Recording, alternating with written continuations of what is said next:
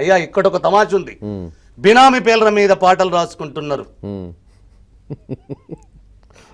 ఆ దౌర్భాగ్యం నాకు పట్టలే.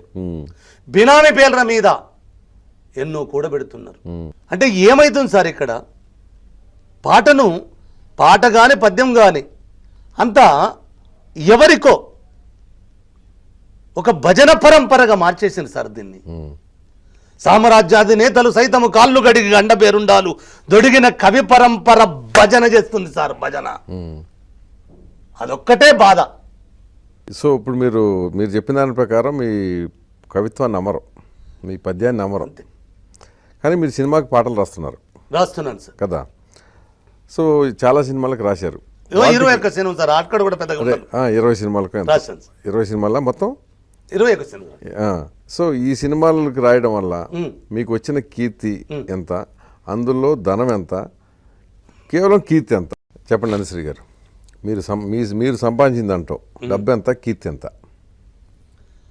పాటలు రాయడం, సినిమాకి పాటలు రాసిన నేపథ్యంలో కీర్తి అంటే సినిమా అనేది ఒక పవర్ఫుల్ మీడియా కాబట్టి నన్ను ప్రపంచానికి పరిచయం చేయడంలో సినిమా పాత్ర అమోఘంగానే ఉన్నది సార్. ఆ రీతిగా సినిమాతో వచ్చిన యశస్సు నాకు వ్యాప్తి. అంటే నన్ను ప్రజలకు నా ముఖాన్ని పరిచయం చేయడానికి, నా పేరును పరిచయం చేయడానికి సినిమా బాగానే. అయినా నేను అక్కడ పెద్దగా ఇమడలేను కాబట్టి అతి తక్కువ సినిమాలు రాశాను. ఇక మీరు ఆర్థిక నేపథ్యాన్ని అడిగినరు. రాసిన సినిమాలకు కూడా వాళ్ళు ఎంత ఇస్తారు అనే మాట ఎప్పుడు నా నుంచి రాలేదు సార్, రాదు కూడా. ఆర్థిక స్థిరత్వం వచ్చిందా మీకు?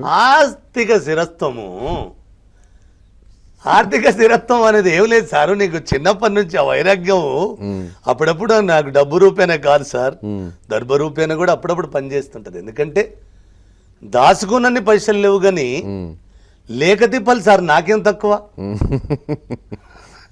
లేక తిప్పలే కానీ నాకేం తక్కువ లేదు కదా. కవిత్వం నువ్వు ఆస్తి అంటే రూపాయే కాదు కదా సార్.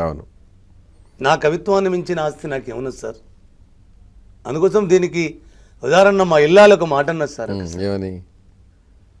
ఈ పాటలను పద్యాలను ఊరేగుతున్నప్పుడు నలుగురి పిల్లలను గని నా మెడకేసినావు కదా, ఈ పాటలతో బతకడానికి ఊరేగడానికి సరిపోయింది. రేపు నీ ఇంటికో అల్లుడొచ్చి నీ కవిత్వం నాకెందుకయ్యా, నాకు ఇవ్వాలన్న కట్నం వాడ వారే రథ ఆపిక పోతా అన్నప్పుడు ఏం జవాబు చెప్తావు? నిజంగా నా జీవితంలో భయపడ్డ రోజు సార్ అది. ఆర్థికంగా కట్టుకున్నదే ఇంత మాట్లాడి ఉంటుంటే రేపు అల్లుడికి వచ్చినోడు ఇంకా నిజంగా భయపడ్డాను సార్. నేను ఒకటే అన్నాను, నన్ను కానీ ఇంత దూరం తీసుకొచ్చిన ఈ కవిత్వము నీ 2 బిడ్డలు 3 బిడ్డలు పెళ్లిళ్ళు చేయదా అనుకొని ఒకటే చెప్పాను. నిజంగా డబ్బులు కవిత్వం తెస్తుంది నేను